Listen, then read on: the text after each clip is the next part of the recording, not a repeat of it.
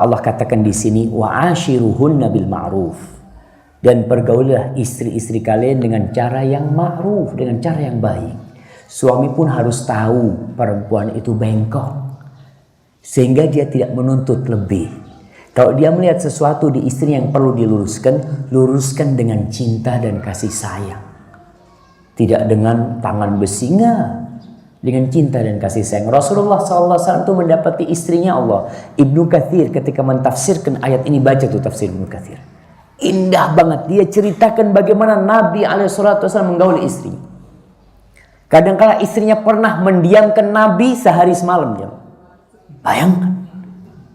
Dan Nabi sabar aja. Coba kalau kita, istri kita nggak mau ngomong sama kita. Iya.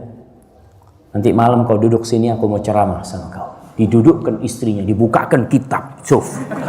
Enggak, ini perempuan lagi ada sakit hati sama kau. Nggak perlu dibacain kitab dia. Perlu digodain, diapain ya.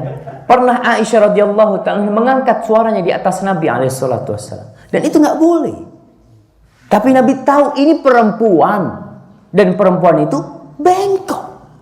Dan Nabi yang menjelaskan hal itu. Sehingga contohlah Nabi alaihissalatu wassalam, mu'ashiruhunna bil ma'ruf. Ada lelaki-lelaki yang anti masuk dapur. Oh, rejal, lelaki kata, nggak mungkin masuk dapur kata dia. Kenapa? Rasul sallallahu alaihi wasallam bantuin istrinya. Karena ditanya kalau Nabi alaihissalatu wassalam masuk rumah ngapain? Kana fi mihnati ahli. Beliau itu dalam urusan rumah tangganya, membantu urusannya. Beliau timbanya rusak, beliau tembel sendiri, dijahit sendiri mungkin ya, sandalnya, bajunya beliau lakukan itu sendiri sallallahu alaihi wasallam. Dan beliau itu disebutkan oleh Ibnu Katsir duduk ngobrol sama istrinya malam hari, beliau masih sempatkan ngobrol sama istrinya. Sebagian suami itu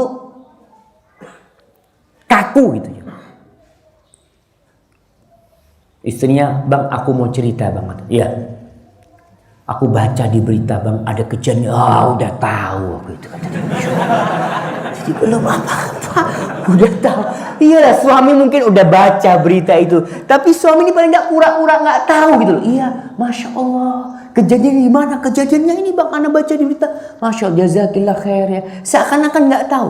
Nabi alaihissalatu wassalam itu ingat ketika Aisyah cerita tentang hadis Ummu Zara, cerita tentang 11 wanita.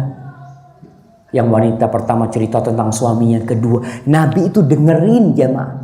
Padahal Nabi itu dapat wahyu dari Allah. Ya kan, insya Allah Nabi itu tahu gitu loh cerita itu. Tapi beliau dengerin sampai akhir, beliau kasih komentar.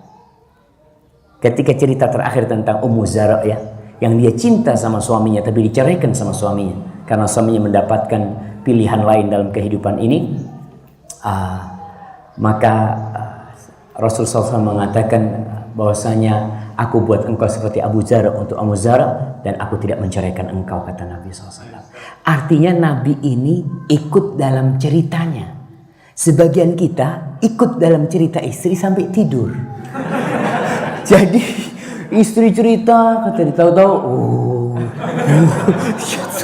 sudah berangkat suami. Jadi ceritanya istri sebagai dongeng pengantar tidur. Wa'ashiruhunna bil ma'ruf. Dalam kondisi benci, bayangkan Allah mengatakan fa in karihtumuhunna. Kalau kalian benci sama istri kalian, artinya kadangkala suami ini nggak suka sama sikap istrinya. Ada sesuatu yang dia benci. Di sini Allah perintahkan suami untuk bersabar, tidak menceraikan. Berbeda dengan kalau istri yang nggak sabar sama suaminya. Kalau suami tidak sabar sama istrinya, dia kan bisa menikah lagi. Ada pilihan, oke lah aku mau nikah lagi. Nikah yang kedua, nikah yang ketiga, nikah yang keempat. Ada peluang dari suami untuk bersabar dan menggantikannya dengan menikah lagi. Umpamanya itu dilakukan, dia bersabar menghadapi istrinya yang ini. Kalau wanita tidak bersabar menghadapi suaminya, apakah ada pilihan untuk menikah lagi? Nggak ada. Makanya kalau wanita minta cerai, ketika seorang sahabat wanita minta cerai kepada Rasul SAW, Nabi langsung mengatakan, udah dapat cerita curhatan, ya udah kayaknya nggak bisa dilanjutkan. Nabi bertanya kepada perempuan itu, ataruddina ilaihi hadiqatahu. Kau kembalikan maharnya, kebun maharnya jemaah. Kebun kurma, bayangkan. Kau kembalikan, aku kembalikan ya Rasulullah SAW. Makanya dipanggil suaminya. Tapi kalau suami, maka diperintahkan untuk bersabar. Tidak mudah-mudah menceraikan. Dan wanita juga seharusnya tidak mudah-mudah minta cerai, kecuali dengan alasan yang syar'i. Kadangkala perempuan suaminya kawin lagi, tahu-tahu sudah kabur. Semua bajunya sama anaknya yang dibawa. Kata dia, enggak, itu bukan alasan yang syar'i. Kecuali alasanmu nanti suamimu zalim. Dia mengatakan suamiku zalim. Dia dengan istri mudanya terus.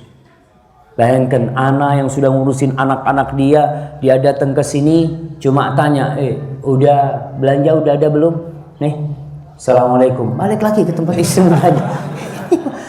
Karena dia lihat, aduh sudah tua Ustaz, mau diapain? Anak mau ceraikan, kesian ya. Paling enggak anak kasih nafkah lah. Ya tidak juga, dia punya kewajiban untuk berbuat adil di sini. Maka ingat, Allah mengatakan kepada para suami, fa in karihtumuhunna. Kalau kalian benci terhadap istri kalian, benci jemaah. Ya sudah, antum bayangkan suami benci sama istrinya. Apa kata Allah? Fa'asa an takrahu syai'an wa yaj'alallahu fihi khairan katsira. Bisa jadi itu asa, taraji. Bisa jadi itu. Dan asa dari Allah insyaallah benar jemaah. Yang kalian benci itu Allah jadikan di balik itu kebaikan yang banyak. Makanya Nabi SAW berpesan kepada para suami dan istri juga sebenarnya, la yafraq mu'minun mu'minah. Janganlah seorang lelaki yang beriman membenci istrinya yang beriman. Membenci istrinya beriman. In kariha minha khuluqan radiya minha akhar. Kalau ada perilaku istrinya yang dia benci, bukankah ada perilaku laki yang dia sukai? Karena perempuan ini nggak mungkin dinikahi sama dia kecuali punya kebaikan.